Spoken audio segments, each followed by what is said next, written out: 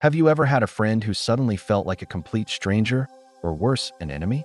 One day you're sharing secrets, the next you're dodging passive-aggressive comments.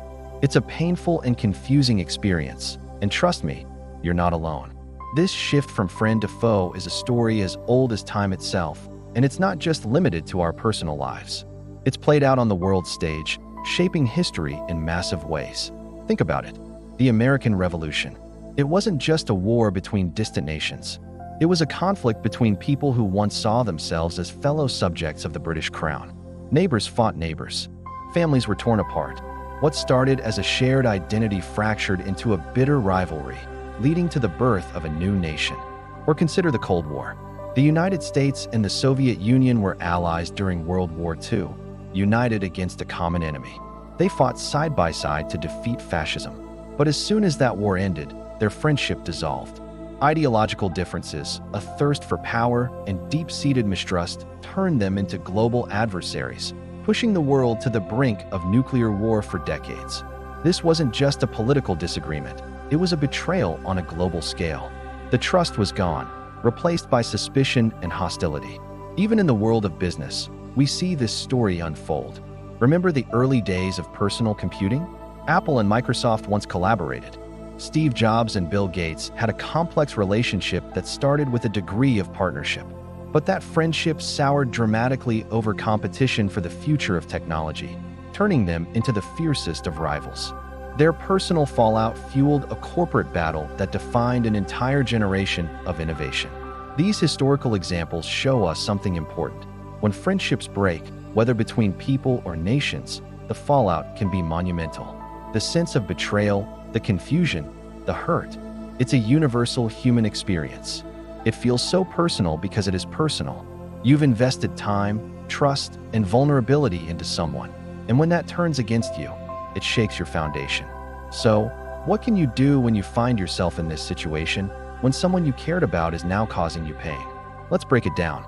First, and this is the hardest part, take a step back and allow yourself to feel the emotions. It's okay to be angry, sad, or confused. Don't try to suppress it or pretend it doesn't hurt. Ignoring these feelings is like trying to hold a beach ball underwater. It will eventually pop up, and probably with more force. Acknowledge the pain. Write it down in a journal. Talk to a different, trusted friend, or just allow yourself a moment to grieve the loss of the friendship. This isn't about wallowing. It's about processing. Just like after a physical injury, you need to give your emotions time to heal before you can move forward. Second, resist the urge to retaliate immediately. When someone hurts us, our first instinct is often to strike back, to post a shady comment online, to spread gossip, to try and win the breakup. But acting out of anger rarely leads to a good outcome. It just adds more fuel to the fire and can make you look just as bad. Think of it like a chess game. Instead of making a rash, emotional move, pause. Take a deep breath. A calm, strategic mind is far more powerful than a reactive one. Giving yourself a cooling off period prevents you from saying or doing something you later regret. This doesn't mean you're being weak, it means you're being smart. Third, try to get some objective perspective. When you're in the middle of the drama, your vision is clouded by emotion. It's hard to see the situation clearly. This is where you need to zoom out.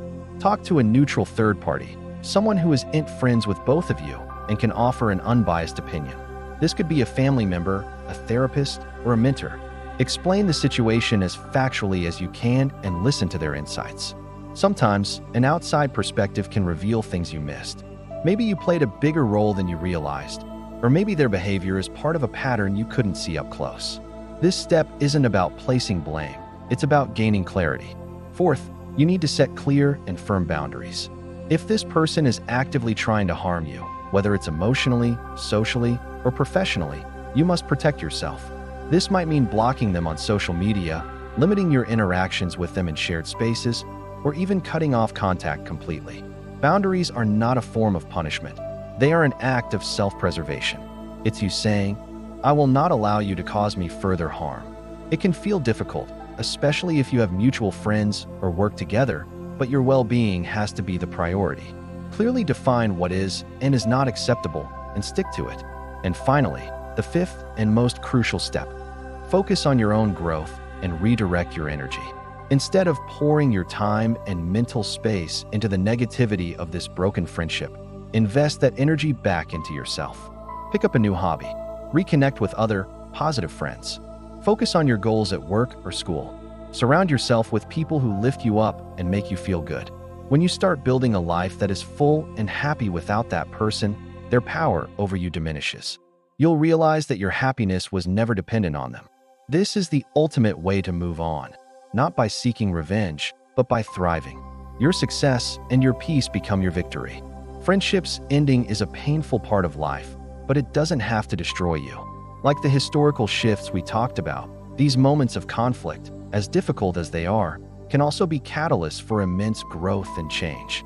They teach us about ourselves, about resilience, and about what we truly value in our relationships. By processing your emotions, resisting retaliation, seeking perspective, setting boundaries, and reinvesting in yourself, you can navigate this difficult transition and come out stronger on the other side. You can't control what other people do, but you can always control how you respond. Choose to respond with strength, dignity, and a focus on your own bright future. Thanks so much for watching. If this video helped you in any way, please give it a like and subscribe for more content on navigating life's challenges. Let me know in the comments if you have any other tips for dealing with a friend-turned-enemy. Stay strong, and see you next time.